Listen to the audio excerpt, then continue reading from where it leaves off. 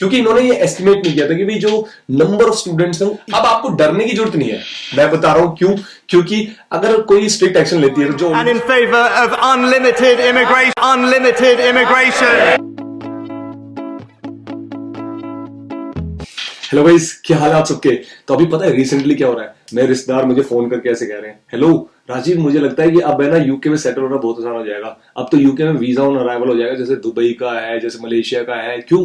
क्योंकि हमारा पीएम है भाई। इंडियंस के लिए अब तो वो चीजें आसान होनी चाहिए, मतलब यूके में वर्क परमिट लेना बहुत आसान हो जाएगा। ऐसे क्वेश्चंस मुझे बहुत आ रहे हैं, बहुत सारे लोग ये पूछ रहे हैं जो ऑलरेडी अभी इंडिया में बैठे हुए हैं कि भाई क्या इजी होने वाला है, डिपेंडेंट्स के लिए यूके आना इजी होने वाला है, स्टूडेंट्स के लिए यहाँ पे सेटल होना इजी होने वाला है, बहुत सारे नए रास्ते खुलने वाले हैं, इमिग्रेशन बहुत आसान हो जाएगा, वीजा ऑन अराइवल हो जाएगा। तो इसके बारे में डिटेल में बात करने वाले हैं, कुछ फैक्ट्स एंड फिगर्स आप लोगों के साथ शेयर करने वाला हूं, ठीक है। और उसके साथ साथ क्या मुझे रियली में ऐसा लगता है कि भाई ऐसा होगा कि नहीं होगा, और अगर होगा आगे आने वाले टाइम में तो किस तरह से चीजें आसान हो सकती है। तो इस वीडियो के अंदर हम डिटेल में इसके बारे में बात करते हैं और देखते हैं कि भाई क्या लगता है पहले की सरकारें क्या कर रही थी और अभी की सरकार क्या कर सकती है।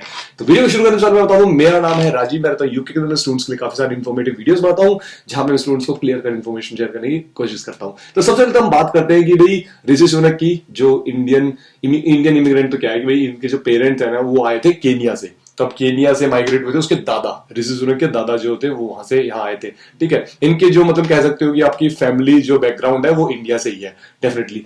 तो दादा आए थे तो उसके फादर यहाँ पे थे, फादर यहीं पे पैदा हुए थे ऋषि सुनक के, फिर ऋषि सुनक यहीं पैदा हुए थे। तो ऑब्वियसली बहुत मतलब कह सकते हो रूट्स जो है वो कनेक्टेड है इंडिया से कहीं ना कहीं, ठीक है।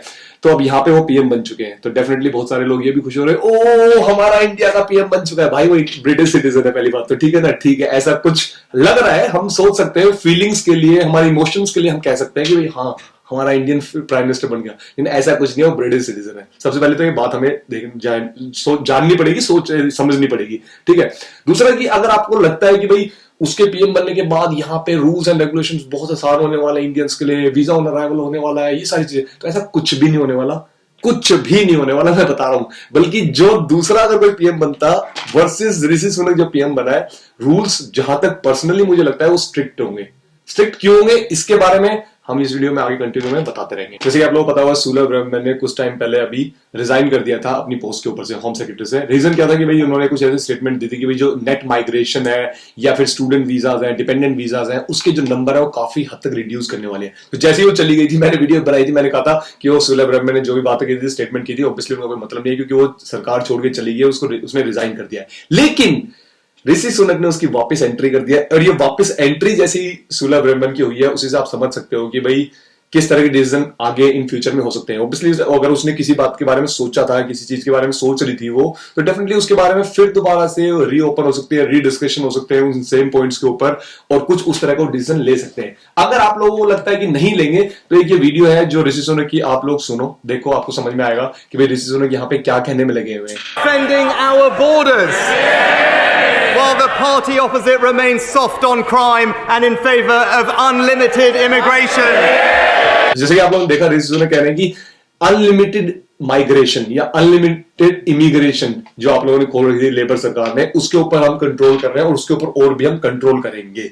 तो इस बात का मतलब जायज सीधा सीधा मतलब यह है कि भाई जो भी इमिग्रेशन से रिलेटेड है वो स्ट्रिक्ट एक्शंस या स्ट्रिक्ट जो रूल्स हमें उसके अराउंड बनाने वाले हैं। तो इस वीडियो का सीधा सीधा मतलब ये है, जो पार्लियामेंट में पहली स्पीच है पीएमक्यू क्वेश्चंस में, जिन्होंने लेबर पार्टी का जो हेड है वर्सेस जो अभी करंट प्राइम मिनिस्टर है, उनके जो क्वेश्चन आंसर सेशन होते हैं उसमें ये बात बोली गई थी। तो ठीक है, अब अगर यहाँ पे सुलभ ब्रह्मण्यम चाहती हैं कि भाई यहाँ पे जो स्टूडेंट वीजाज हैं या डिपेंडेंट वीजाज है उसको कम किया जाए, तो जहां तक पर्सनली मुझे लगता है डेफिनेटली इसके ऊपर कोई ना कोई एक्शन जरूर होगा आने वाले टाइम में, क्योंकि जो नंबर ऑफ स्टूडेंट्स आए हैं इस साल के अंदर वो नंबर ऑफ स्टूडेंट्स बहुत ज्यादा है, और डिपेंडेंट जो उनके साथ आए हैं वो भी नंबर बहुत ज्यादा है। तो डेफिनेटली यहाँ की गवर्नमेंट पर्सनली जो मुझे लगता है, देखो अब कोई इसको पॉजिटिव मिलेगा कोई इसको नेगेटिव मिलेगा, लेकिन मुझे लगता है कि पर्सनली कि शायद ये इसके ऊपर कुछ ना कुछ तो रूल्स जरूर लेके आने वाले हैं। तो be mindful, be careful about it. आगे आने वाले कुछ मंथ्स में कुछ इसके बारे में आएगा, जैसे आएगा मैं आप लोगों से शेयर करूंगा। अगर आप लोगों को पता हो एक चीज कि भाई पहले की जो यहाँ पे कोई आता था तो पीएसडब्ल्यू मिलता था, ठीक है, पोस्ट स्टडी वर्क वीजा, और एक वीजा होता था एचएसएमपी, किसकी सरकार में? जब लेबर पार्टी यहाँ पे थी, लेबर पार्टी में टोनी ब्लेयर जब यहाँ पे था, उसके बाद गॉर्डन ब्राउन यहाँ पे था, तब जो सरकार में थे, जब लेबर की पार्टी थी, तो यहाँ पे इस तरह के वीजाज थे, मतलब इमिग्रेशन थोड़ा सा इजी था। लेकिन जैसे ही कंजर्वेटिव पार्टी आई, उन्होंने सबसे पहले तो HSMP को बंद किया, HSMP highly skilled migrant programme. उसमें क्या होता है कि आपकी सैलरी अगर मान लो 30-35 हजार पाउंड है, तो बस सैलरी आपको दिखानी होती है। आप कहीं पे भी काम कर रहे हो, कितनी जॉब कर रहे हो, कुछ भी हो, बस आपको सैलरी अगर वो मीट कर रहे हो आप, तो उसके बेस पे आप भाई वीजा अप्लाई कर सकते हैं, HSMP highly skilled migrant programme. और उसके बाद 5 साल जैसे आप उस वीजा पे रह लेते थे, तो आप परमानेंट रेजिडेंसी के लिए, PR के लिए अप्लाई कर सकते थे। तो वो इन्होंने बंद कर दिया कंजर्वेटिव पार्टी में, ठीक है। उसके बाद एक और जो वीजा था वो था PSW, post study work visa, वो भी आप लोगों को पता होगा 2012 में बंद कर दिया। अब ये वापस रीओपन क्यों हुआ था? अगर आप लोग स्टूडेंट्स बहुत सारे सोच रहे हो कि यार वापस रीओपन कर तो दिया भैया, फिर क्या बातें कर रहे हो आप, क्या फालतू बकवास कर रहे हो? तो वापस रीओपन क्यों किया था? क्योंकि बहुत सारे स्टूडेंट्स ऑस्ट्रेलिया और कनाडा की तरफ जा रहे थे, तो मतलब यूके को वो चूज ही नहीं कर रहे थे, यूके की तरफ आने की सोच ही नहीं रहे थे। बहुत सारे, मतलब परसेंटेज वाइज अगर देखना हो तो वो परसेंटेज अगर नंबर देखो आप, तो वो बहुत ज्यादा परसेंटेज कनाडा या फिर ऑस्ट्रेलिया इस या फिर न्यूजीलैंड इस तरफ जा रहे थे। तो उनको अट्रैक्ट करने के लिए ऑब्वियसली इनके पास क्या था कि भाई इनकी जो ब्रेक्सिट का डिसीजन लेने की सोच रहे थे, ऑब्वियसली इन्होंने कैलकुलेट कर लिया था कि ब्रेक्सिट के बाद इनकी इकोनॉमी को बहुत बड़ा झटका पड़ने वाला है, और उस इकोनॉमी को वापस रिकवर करने के लिए इन्हें ऐसा फॉर्म ऑफ मनी चाहिए कि भाई बहुत इजीली तरीके से इनकी कंट्री में आ सके। तो इन्हें लगा कि भाई ये स्टूडेंट वीजा वाला जो फंड है ना, PSW अगर हम खोल देते हैं तो ऑब्वियसली इतने सारे नंबर ऑफ स्टूडेंट्स आएंगे, ये सबसे बेस्ट है कि भाई जो यूनिवर्सिटीज के पास पैसा आएगा, क्योंकि स्टूडेंट्स अगर यहाँ पे आएंगे, ज्यादा से ज्यादा स्टूडेंट्स आएंगे, तो इकोनॉमी में बहुत सारा पैसा आएगा। तो बहुत सारा पैसा आएगा क्योंकि टिकट्स वगैरह लेंगे, फिर वीजा की फीस होगी, फिर यहाँ पे रहने का अकोमोडेशन का खर्चा होगा,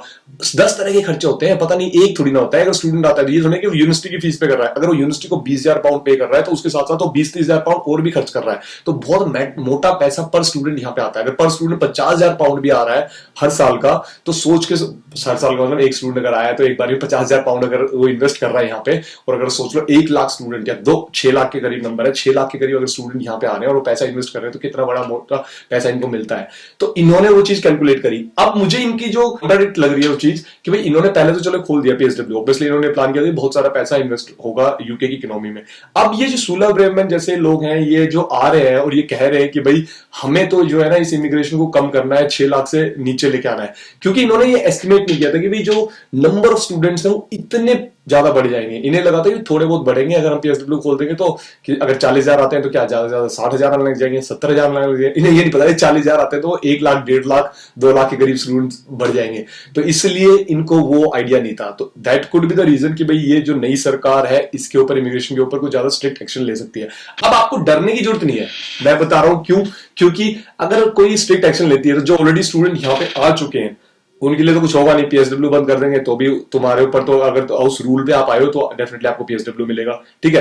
अगर जो स्टूडेंट्स अभी आने की सोच रहे हैं, अभी जब तक इन्होंने कोई डिसीजन नहीं लिया है, तो भी डेफिनेटली आपको तो PSW मिलेगा, क्योंकि आप उस रूल के अंदर आ चुके हो ऑलरेडी। अगर आप यहाँ पे हो तो यहाँ पे आपको लोगों को पता है कि इकोनॉमी इनकी डाउन की तरफ जा रही है, अभी इकोनॉमी इनकी ग्रोथ की तरफ नहीं है। तो मुझे लगता है कि नियर फ्यूचर में ये इस तरह कोई डिसीजन लेंगे, क्योंकि अभी तो इकोनॉमी को इनको बढ़ाना है ना, अभी तो पैसा इनको चाहिए, तो इसलिए अभी नियर फ्यूचर में ऐसा डिसीजन नहीं लेंगे। लेकिन डेफिनेटली जहां तक मुझे लगता है अगले 3 से 4 सालों में ये कुछ इस तरह का डिसीजन जरूर लेंगे कि जो वापस इन्होंने PSW बंद किया था उस तरह से PSW फिर दोबारा से बंद हो सकता है, नो डाउट अबाउट इट।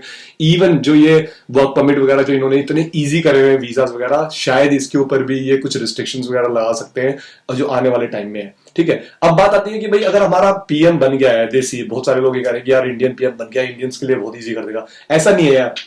अगर आप देखो तो वो ब्रिटिश सिटीजन है, ठीक है। ब्रिटिश सिटीजन अगर वो है तो ऑब्वियसली वो ये तो है नहीं कि विकल्प को कहे ओ मैं तो भाई यूके से नहीं हूं, मैं तो ब्रिटिश, मैं तो इंडिया से हूं, इंडिया से मेरे रूट्स हैं, तो मैं तो भाई ये कंट्री है ना, मैं तो PM बन गया, अब ये कंट्री उठा के मैं सीधा सीधा इंडिया को दे रहा हूं। ऐसे तो कर नहीं सकता, और ना ऐसे कर कोई करने देगा उससे, ठीक है। दूसरा क्या है कि रूल्स एंड अगर वो एक कंट्री के लिए रूल थोड़े इजी कर दे, दूसरी कंट्रीज के लिए डिफिकल्ट कर दे, ऐसा भी नहीं कर सकता। तो उसको सबको एक साथ लेके चल रहा है, तो ऐसा कुछ भी नहीं है, कहीं पे भी 1% का भी कहीं फायदा नहीं मिलने वाला। डेफिनेटली ये है कि भाई हाँ, इंडिया की जो पॉलिसीज है उनको डिफरेंट एंगल से नहीं देख सकता, बल्कि उसको और ज्यादा इसके बारे में अगर कोई डिसीजन लेना है तो ये इस तरह से डिसीजन लेना होगा कि किसी एक कंट्री को, स्पेसिफिकली इंडिया को वो फेवर ना कर जाए, क्योंकि अगर वो इंडिया को फेवर कर गई वो चीज और दूसरी कंट्रीज को फेवर नहीं कर रही, तो इसके ऊपर बहुत सारे लोग ऑब्जेक्शन उठा सकते हैं, क्वेश्चन उठा सकते हैं कि भाई तू तो वहां से है और वहां का इंसान है, इसलिए तू वहां की उस अपनी कंट्री को ज्यादा सपोर्ट कर रहा है, या फिर अपने जहां पे तेरे रूट्स हैं उस कंट्री को ज्यादा सपोर्ट कर रहा है। तो इसमें मामले में तो इसको और भी ज्यादा स्ट्रिक्ट डिसीजंस